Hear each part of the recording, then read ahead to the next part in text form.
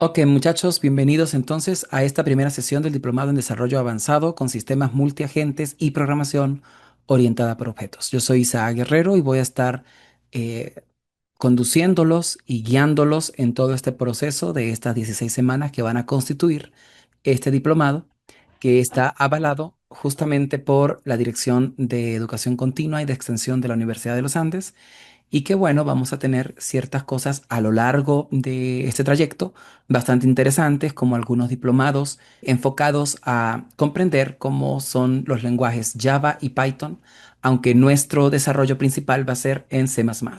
¿Por qué C++?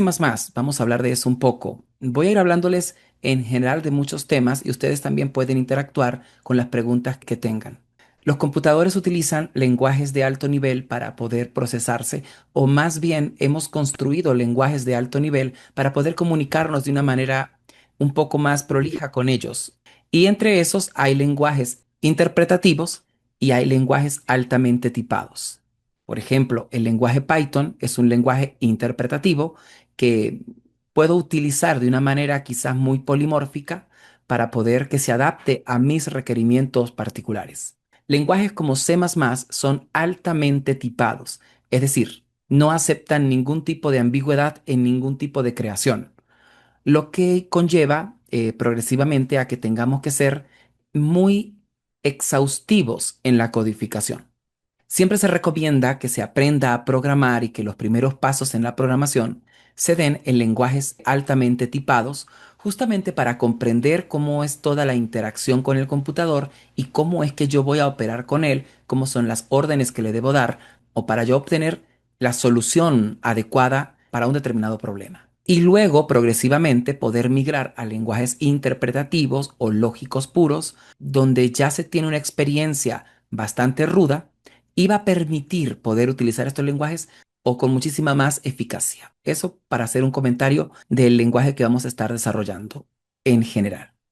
Rápidamente voy a comentar algunas cosas por acá. Nuestro diplomado se divide en cuatro módulos principales. Estos módulos nos van a permitir a nosotros conocer en gran medida el mundo de la programación y cómo es ese proceso de pensamiento, cómo es ese proceso que debemos llevar a cabo para poder producir algoritmos eficientes, además de escalables y que podamos con ellos resolver problemas en cualquier ámbito.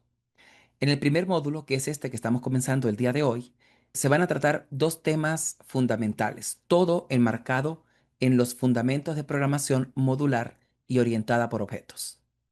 En el primer paso vamos a estar estudiando la programación modular, que es cómo vamos a picar los problemas de una manera muy particular para poder resolver los planteamientos que tengamos. Y aquí vamos a estar estudiando funciones y procedimientos, base de parámetros por valor y por referencia, ámbito de variables, cuando nosotros concebimos variables de tipo local o globales para una simulación, y la modularización de código en general. Luego, esto posiblemente nos lleve unas 2 semanas.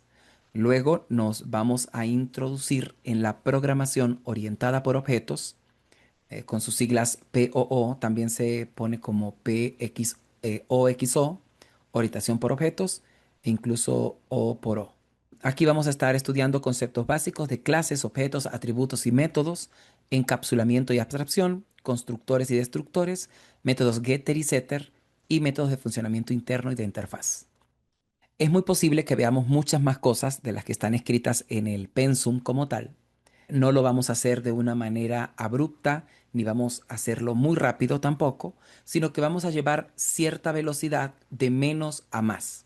¿Esto para qué? Para adaptarnos todos, los que ya tienen algún conocimiento sobre C++, pues ya se les hace familiar lo que vamos a estar haciendo. Los que no, pues va a ser algo totalmente nuevo para ustedes y se va a tener la suficiente paciencia para que ustedes puedan montarse en ese caballo y galopar como debe de ser en este programa particular. Este es el primer módulo. Como les había comentado en reunión pasada, los otros módulos, aquí no lo voy a diagramar completamente, solo el título de lo que vamos a estar viendo es módulo 2, herencia, polimorfismo y diseño de algoritmos, módulo 3, sistemas multiagentes y autómatas celulares, y módulo 4, visualización microscópica y análisis macroscópico. Todo esto tiene una parte muy interesante, porque nosotros vamos a estar desarrollando muchas cosas de teoría de juegos, es decir, vamos a estar diseñando juegos, vamos a estar haciendo cosas de minería, por supuesto, de minería de datos e incluso de programación y desarrollo avanzado con estructuras en general. Ahora, todo esto no lo vamos a estudiar de una forma netamente teórica, sino que lo vamos a hacer de una forma práctica. Yo, por supuesto, voy a estar explicando continuamente toda la parte teórica, pero vamos a estar teniendo dos excusas muy particulares y son los dos simuladores que vamos a estar desarrollando. Uno de estos simuladores va a ser desarrollado netamente en consola para que todo lo podamos hacer, incluso desde el teléfono lo vamos a poder realizar. Y otro lo vamos a hacer con Visual Studio 2022, que es para utilización de sprites y más de sistemas multiagentes. Esta parte del módulo 3, muchachos, la vamos a empezar a trabajar desde el módulo 1 en la práctica, porque la versión de consola la vamos a hacer en autómatas celulares y la versión en Visual Studio la vamos a hacer en sistemas multiagentes, para irlo viendo. Si usted hasta el momento no entiende nada, va por buen camino, no tiene por qué exasperarse, ni mucho menos, porque solamente estoy dando una introducción, estoy echando el cuento de lo que vamos a hacer durante todo el proceso a partir de ahora. Voy a avanzar acá un poco. Vamos a visualizar ya directamente qué es un algoritmo. Cuando nosotros hablamos de computación y hablamos de desarrollo en particular, la palabra algoritmos surge naturalmente. ¿Por qué razón? Porque un algoritmo va a ser esa secuencia, bueno, acá en la definición nos dice, todo en programación comienza con un algoritmo, una secuencia lógica y ordenada de pasos para resolver un problema. Esta secuencia lógica y ordenada de pasos es algo muy personal, es su forma personal de resolver las cosas. No va a estar supeditada a un código particular.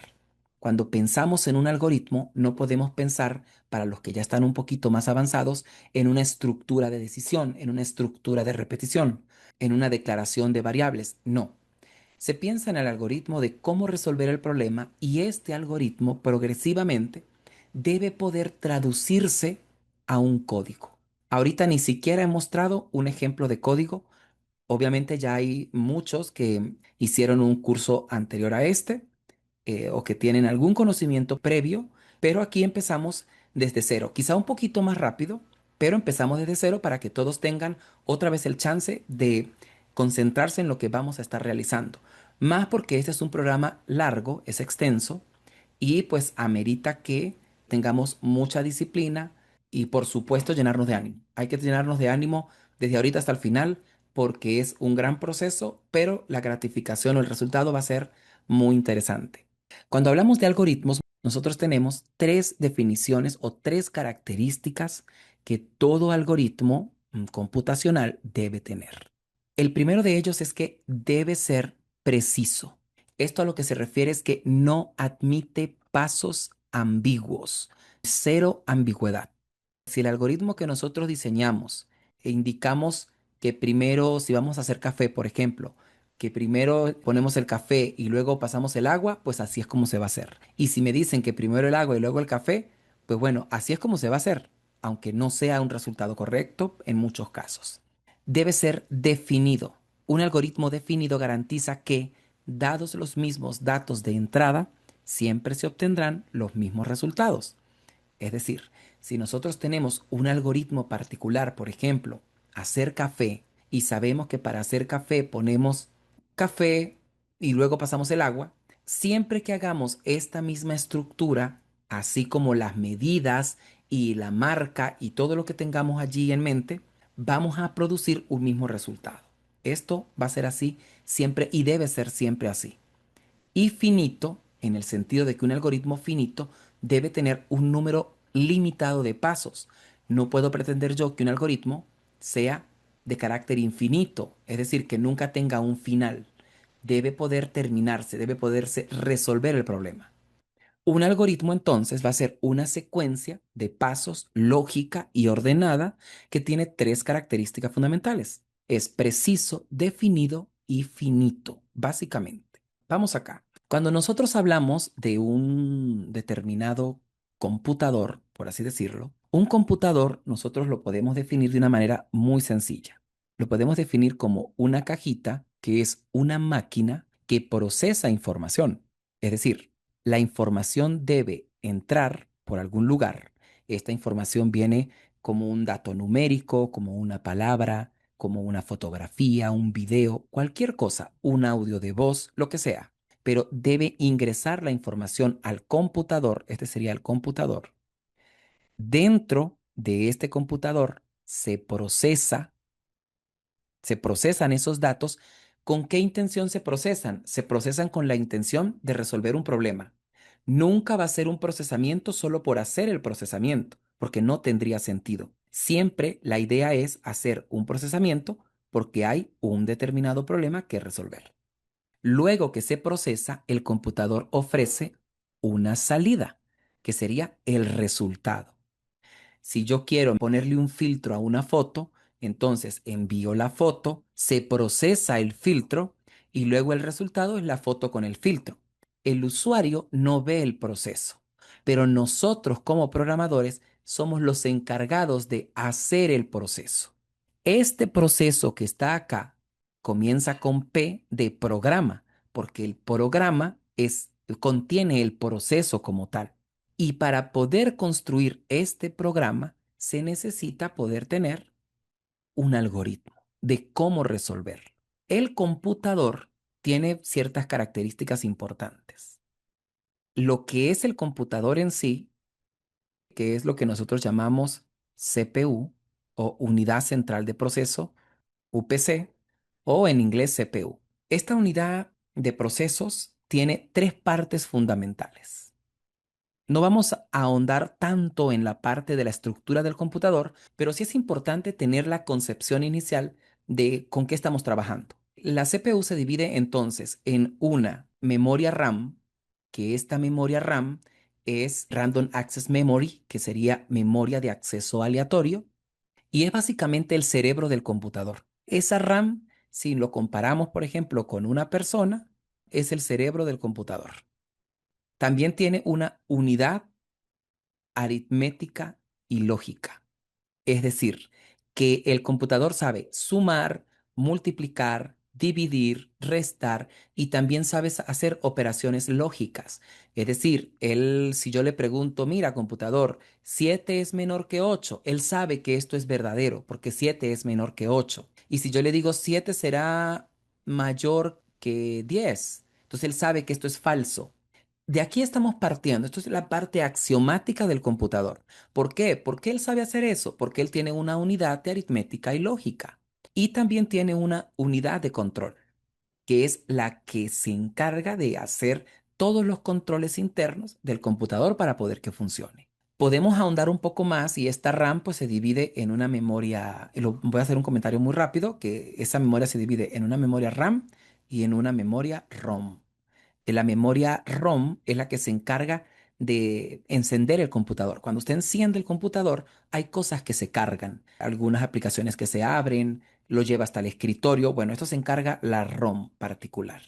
A todas estas, usted puede decir, ok, ¿y dónde está el disco duro? O sea, lo que nosotros conocemos como disco duro o disco en estado sólido, ahora más algo más popular que nos ayuda a que el computador sea más rápido. Este que está acá, esta memoria RAM, es la memoria principal del computador.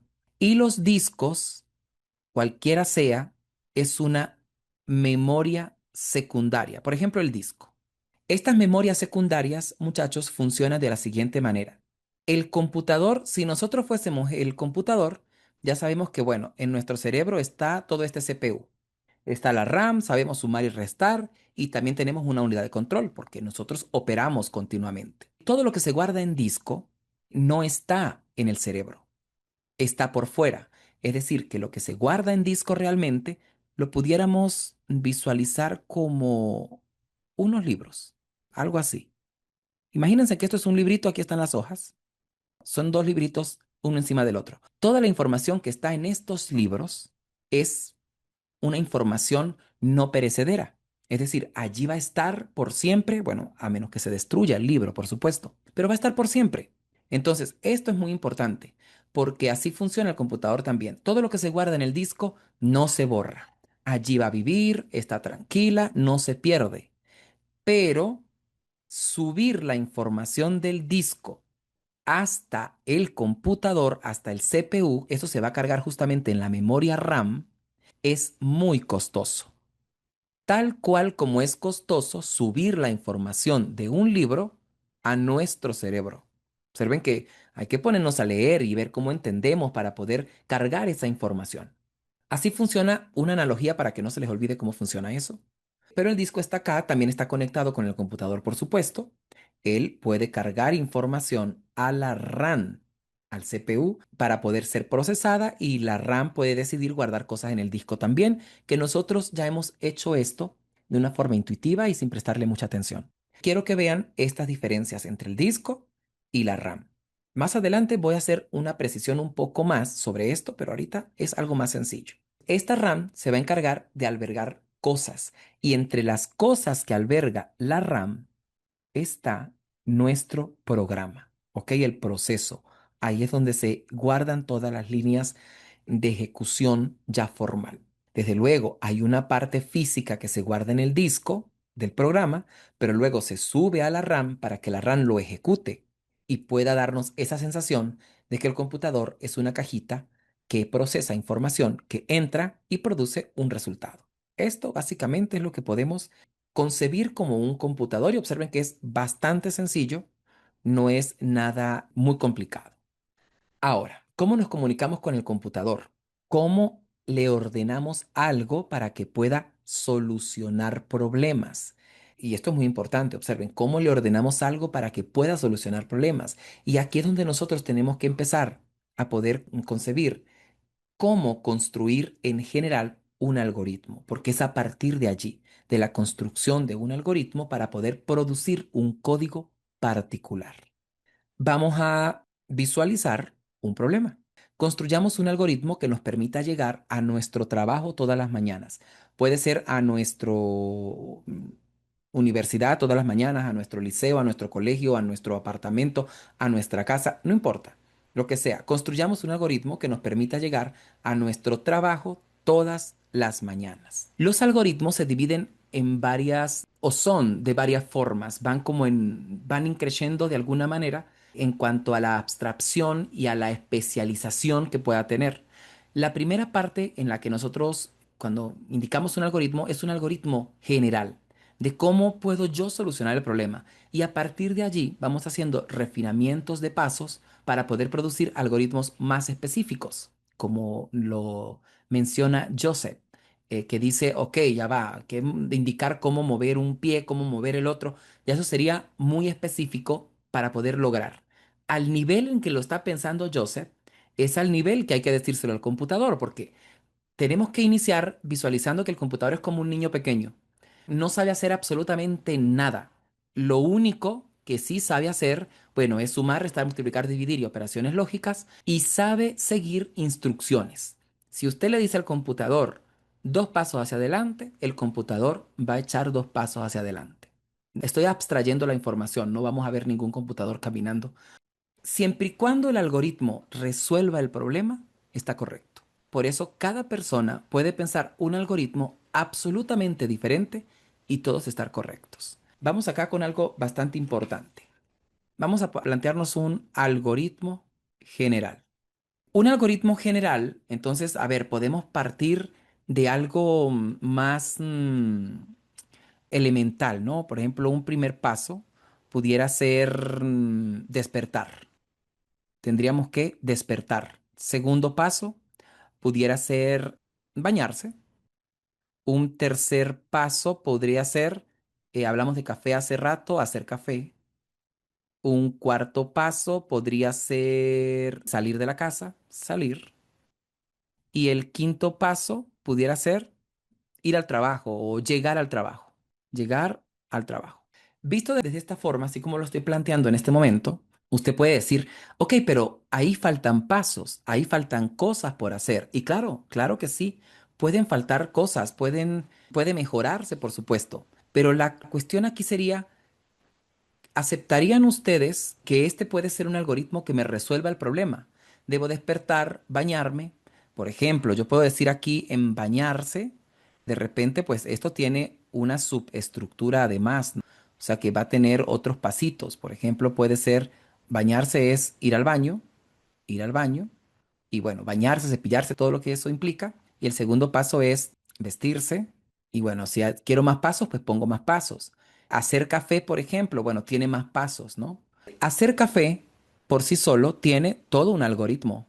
Es decir, que este que está acá me genera otra cantidad de pasos adicional. Por ejemplo, si voy a hacer café colado, debo verificar que tenga agua, que tenga gas, si lo voy a hacer en cocina de gas. Luego debo buscar el recipiente para poner a calentar el agua, sea una tetera o sea una olla, lo que sea. Poner el agua que yo destine para el café, luego preparar los utensilios, verificar que estén limpios, organizarlos, por ejemplo, el colador, poner en el colador el café para la gente que lo hace así. Y si no, esperar a que hierve el agua para mezclar el café con el agua hervida y luego pasarlo por el colador. O poner el café en el colador y luego pasar el agua encima del café y el colador para poder que se cuele, por así decirlo. Pero si tengo una cafetera va diferente. Poner el dispositivo para el colado, luego poner las cucharadas de café como lo indica Ariadna, luego poner la cantidad de agua asociada a las cucharadas de café y encender la cafetera para que ella haga la magia y vierta el café en el recipiente correspondiente. Entonces, observen que cada cosa va a tener su algoritmo particular y cada persona va a proponer un algoritmo dependiendo de su experiencia, porque allí es que parte todo. Entonces acá, por ejemplo, salir implica muchas cosas. Salir implica, bueno, alistar todo lo que voy a llevar como primer paso, pero también tengo que garantizar que deje todo bien cerrado, las puertas trancadas, o sea, todo lo que haya sido. Si me voy a ir en mi carro, pues tendría que irme hasta el garaje, encender el carro, en fin, un montón de cosas. Si no me voy a ir en carro, si no voy a salir y voy a esperar el transporte, entonces luego ya que cierro la casa, irme a la parada más cercana, esperar el transporte correspondiente y todo lo que implica salir de mi casa y ya ubicarme hacia el trabajo. Y llegar al trabajo, pues significa ya, pues bueno, estacionarse o pedir la parada en el lugar correspondiente, bajarse del transporte, entrar a la edificación correspondiente, si es un trabajo de ese estilo, ubicar mi oficina o el sitio donde voy a llegar. Y bueno, ya llegué al trabajo, ya ahí terminé. Si yo ya llegué al sitio y empecé mi jornada, pues ya terminé de hacer lo que correspondía. Este algoritmo que está acá no es el mejor algoritmo de la vida, ni el mejor algoritmo del mundo. Puede ser el peor algoritmo del mundo, pero de alguna manera me ayuda a estructurar lo que yo voy a hacer para poder llegar al trabajo. Eso es lo que quiero que visualicen en este momento. Desde luego, este algoritmo en estos términos no se lo podría ayudar directamente al computador, pero puedo apostar a que si yo agarro este algoritmo y se lo paso a una inteligencia artificial para que por favor lo codifique en un determinado lenguaje, pues lo va a hacer y lo va a traducir espectacularmente. Entonces, todas estas cosas vamos a estar lidiando con eso, usando algunas inteligencias artificiales, no para que nos hagan todo el trabajo, pero sí para visualizar cuánto me puede ahorrar.